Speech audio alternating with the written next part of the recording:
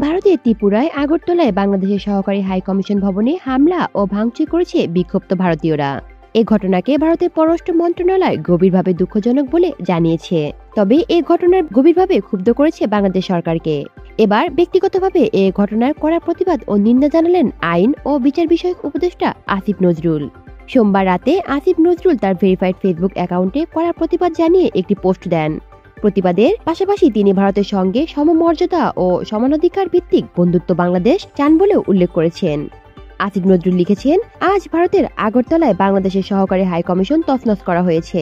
বাংলাদেশের পতাকায় অগ্নিসংযোগ করা হয়েছে। হিন্দু সংঘর্ষ সমিতি নামে একটি সংগঠনের সদস্যরা এ ন্যাক্কারজনক ঘটনা ঘটিয়েছে।